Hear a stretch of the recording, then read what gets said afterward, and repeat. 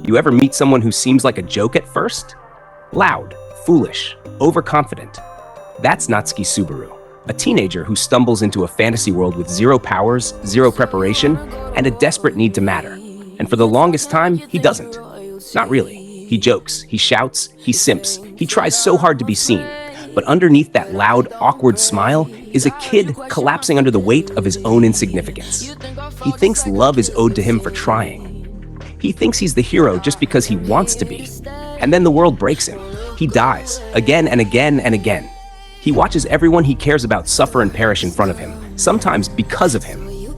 And yet, he comes back. Not with glory, not with power, but with resolve. Return by Death doesn't just rewind time, it rips apart his soul. The pain, the helplessness, the guilt, they stack, they compound, and they never leave.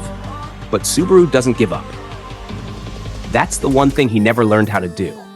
At first, that seemed noble. Then it became self-destructive. He kept fighting, even when it wasn't his battle. He kept throwing himself into the fire, thinking that if he just suffered enough, he'd earn his happy ending. That someone would finally love him. That Amelia would see him. That Rem's smile would save him. But that's not how the world works. The world doesn't reward your pain. It doesn't owe you comfort because you bled.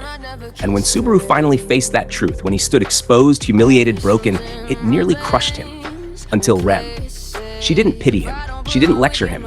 She saw him, all of him, the fear, the flaws, the lies. And she loved him anyway. That moment didn't make Subaru stronger. It made him start over. Because for the first time, he wasn't trying to impress anyone. He just wanted to be better.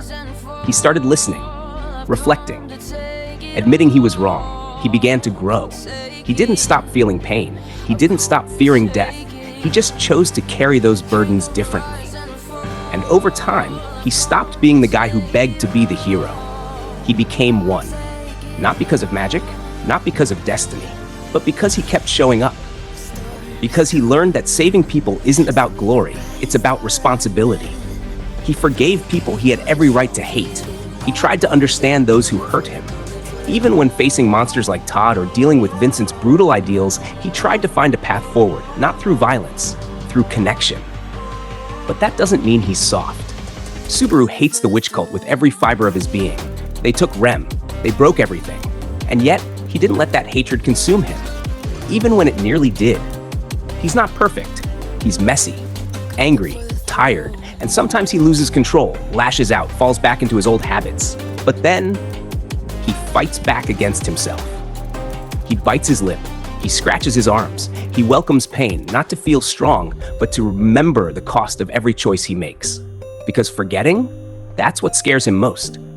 Even when he lost his memories, even when he was pushed to the edge of madness by Gluttony's games in the Watchtower, some part of him still fought. And seeing that version of himself, one without baggage, without shame, gave him something he hadn't had in a long time: self-respect.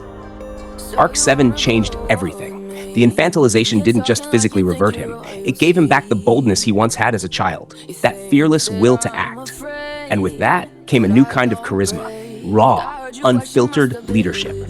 People followed him, not because he begged, but because he believed. And yet, even now, Subaru walks a line between strength and fragility, between self-sacrifice and self-destruction, between love and obsession.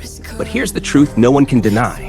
Subaru Natsuki started as a nobody, a fool, a liar, and he became a man who dares to challenge fate itself, just to keep the people he loves alive.